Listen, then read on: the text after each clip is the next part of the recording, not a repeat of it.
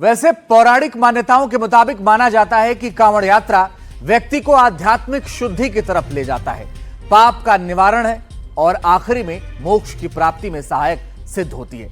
कहा तो यह भी गया है कि इस यात्रा से व्यक्ति के जीवन में सरलता का भाव पैदा होता है। इसलिए जब सावन का महीना आता है तो एक अद्भुत नजारा देखने को मिलता है। भगवा वस्त्रों में कंधे पर कांवड़ लिए बम बम भोले का जयकारा लगाते लाखों शिव भक्त सड़कों पर दिखाई देते हैं। लेकिन क्या आप जानते हैं कांवड़ यात्रा कब शुरू हुई और सनातन का पहला कांवड़िया कौन था? कांवड़ यात्रा का पौराणिक इतिहास क्या है, देखिए इस रिपोर्ट में। तैयारियां पूरी हैं। भक्त अपने भगवान को प्रसन्न करने के लिए आतुर हैं।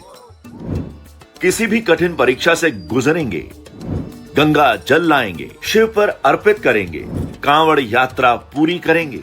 लेकिन आस्था का ये ज्वार समय के कालखंड से भी परे दिखता है। कांवड़ यात्रा का इतिहास कई मान्यताओं के साथ प्राचीन कालखंडों और पौराणिक कथाओं को समेटे नजर आता है। ऐसी मान्यता है कि भगवान परशुराम पहले कांवड़िया थे। वो भगवान विष्णु के छठे अवतार हैं। उन्होंने सावन के महीने में गढ़मुक्तेश्वर से गंगा जल इकट्ठा किया और फिर इस जल को उत्तर प्रदेश के बागपत में मौजूद पुरा महादेव ले गए। विधिवत पूजा अर्चना के साथ शिवलिंग का जलाभिषेक किया।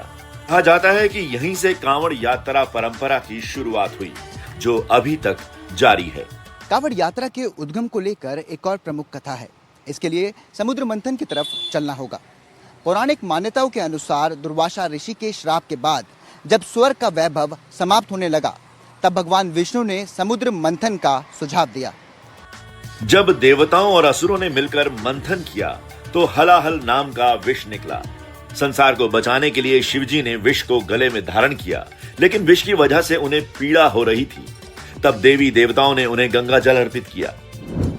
माना जाता है इसी के बाद से भगवान शिव पर गंगा जल चढ़ाने की परंपरा शुरू हुई। पुराणों में एक और कथा का जिक्र है और ये रावण से जुड़ी है। रावण शिवजी का परम भक्त था। क्षीर सागर के मंथन के दौरान जब भगवान शिव ने विष धारण किया तो उसके प्रभाव को कम करने के लिए रावण ने भी उनकी आराधना की।